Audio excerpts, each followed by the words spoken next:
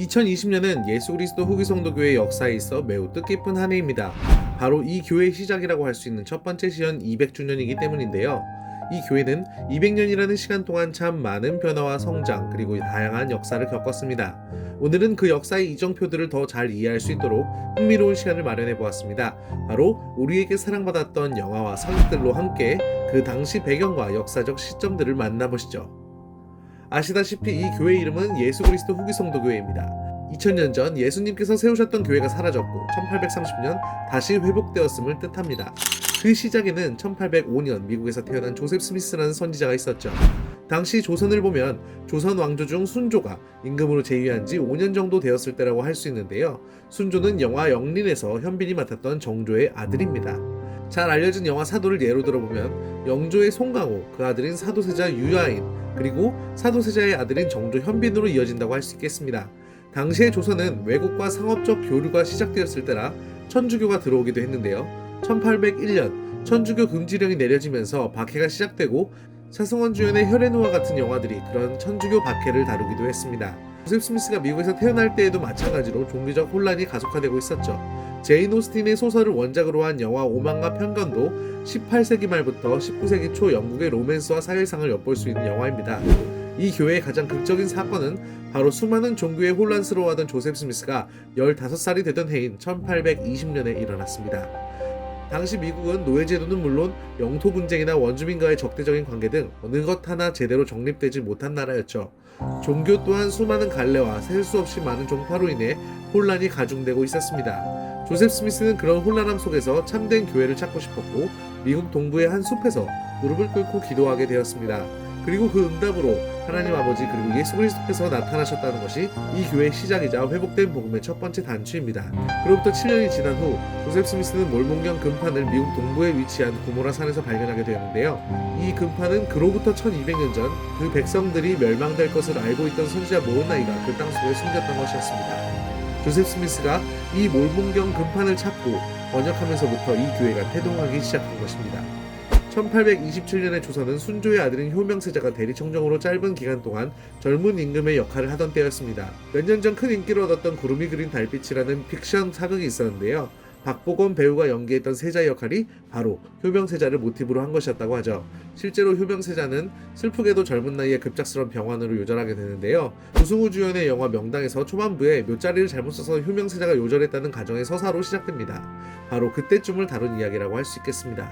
1830년 드디어 몰몬경 초판이 발행되고 사람들에게 읽혀지게 되었습니다. 그리고 그해 4월 6일 예수 그리스도 후기 성도교회 첫 번째 예배가 시작되었습니다. 예배당도 따로 없었고 그저 단촐한 인원인 6명으로 시작되었죠. 그 당시 유럽을 돌아보면 프랑스에서는 혁명이 일어나고 있었고 우리가 잘 알고 있는 휴잭맨 주연의 영화 레미제라블이 바로 이 당시를 그린 영화입니다. 군중들이 군대와 맞서 싸우며 자유의 노래를 부르는 장면이 바로 1832년 6월 프랑스 혁명을 다룬 것이라고 할 수 있죠. 1830년대 예수 그리스도 후기 성도교회는 빠른 속도로 성장하게 되었는데요. 특히 1837년이 되었을 때 우리가 잘 알고 있는 전임 선교사들이 웨일즈를 시작으로 영국과 다른 나라로 해외에 파송되기 시작하고 당시 기록으로는 1000여 명이 넘는 성도들이 미국 동부에 있었다고 합니다. 1840년대는 예수 그리스도 후기 성도교회의 성도들이 많은 핍박을 당했던 시기입니다. 당시의 미국은 노예제도의 폐지와 보수를 두고 첨예한 갈등이 있던 시기이기도 합니다. 아카데미 작품상에 빛나는 영화 노예 12년이 바로 이때를 다룬 영화입니다. 당시는 전화도 전기도 상용화되기 무려 50년 전이었기 때문에 유색인종들을 노예로 납치하는 일도 빈번하게 일어나고 각자의 소유를 주장하며 개인의 자유를 빼앗고 수탈을 해도 수변 위로 드러나지 않는 경우가 비일비재했다고 합니다. 예수 그리스도 후기 성도교회는 당시에 성도들이 모여들며 성도들의 마을과 도시를 이루고 있었는데요. 성도들이 모이며 자급자족이나 노예 없는 공동체 시장을 추구하고 그것이 커지자 노예제도를 고수하던 극단적인 세력들이 후기 성도들을 정조준하게 되었습니다. BBC 뉴스 기사에서도 수차례 소개되었듯이 그러한 극렬파들은 폭도가 되어 성도들의 마을을 습격하고 불태우며 학살을 하기 시작했습니다. 그러한 약탈과 학살은 10년이 넘게 계속되었는데요. 그 해에 39살이 되었던 조셉 스미스는 미국 동부 일리노이주 카테지에서 폭도들의 총에 맞아 순교하게 되었습니다. 조셉 스미스의 순교 후에도 이미 수만 명으로 불어난 성도들은 2대 회장인 브리검령을 따라 새로운 땅과 종교의 자유를 찾아 기약 없는 이주를 해야 했습니다. 그리고 1847년 브리검령은 미 개척지였던 유타주에 도착하게 되었는데요. 당시 멕시코와의 영토 분쟁이 진행 중이었고 소금 호수뿐이었던 황무지 유타주는 후기 성도들에 의해 새로운 전환점을 맞게 됩니다. 1847년부터 20년이 흐르는 동안 무려 6만 명에 달하는 예수 그리스도 후기 성도들이 유타주를 향해 손수레를 끌고 목숨을 걸고서 이주하게 되었습니다. 노예 제도로 참여했던 미국은 결국 1861년 남북 전쟁이 터지게 됩니다. 그 당시를 다룬 영화가 우리가 잘 알고 있는 세계의 명작 고전 바람과 함께 사라지다인데요. 전쟁으로 인해 운명의 소용돌이에 빠진 것은 스칼렛만이 아니었습니다. 당시 종교의 자유를 찾아 유타주로 이동하던 후기 성도들도 남북 전쟁에 참전했었죠. 후기 성도들은 전쟁터에서도 가족과 자유를 떠올리며 싸웠고 전쟁이 끝난 후에도 그 이주를 계속했습니다. 그들이 손수레를 끌며 종교의 자유를 향해 이주한 흔적들은 몰몬 트레일이라는 이름으로 장장 2100km에 이르는 역사를 남기게 됩니다. 미국 동부의 일리노이주부터 유타주까지의 거리는 서울에서 부산을 2번 반이나 왕복할 수 있는 거리인데요. 지금도 미국의 역사에 빠지지 않는 종교적 대이동으로 남게 되었습니다. 남북전쟁을 겪은 군인과 인디언 원주민들의 이야기를 다룬 케빈 코스트너 주연의 늑대와 춤을이라는 영화도 그 시대를 배경으로 한 작품이라고 할 수 있겠네요. 당시 조선은 동학이 탄생하며 차별과 억압에 짓눌렸던 백성들에게 새로운 세상을 꿈꾸도록 하고 있었습니다. 하정우, 강동원 주연의 영화 군도가 바로 1862년 임술 농민 봉기와 그 당시 조선을 액션으로 그린 작품이라고 할 수 있습니다. 1800년대 후반은 미국이나 조선이나 엄청난 변화로 하루가 다르게 시국이 바뀌던 때였습니다. 남북전쟁이 끝난 후 미국은 무역과 산업화가 지속되고 있었는데요. 당시 전기가 상용화되기에 싸우던 에디슨과 경쟁자들의 이야기를 다룬 영화 커런트 워가 바로 그 당시를 다룬 영화라고 할 수 있습니다.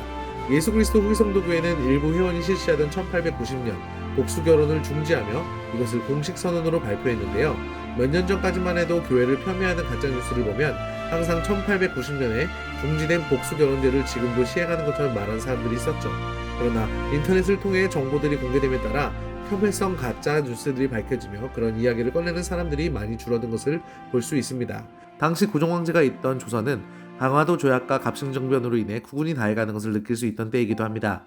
미국에서는 예수 그리스도 후기 성도교회가 일부 다처제를 중단했고 그로부터 4년 뒤 1894년에 조선에서는 동학 농민운동이 일어났습니다.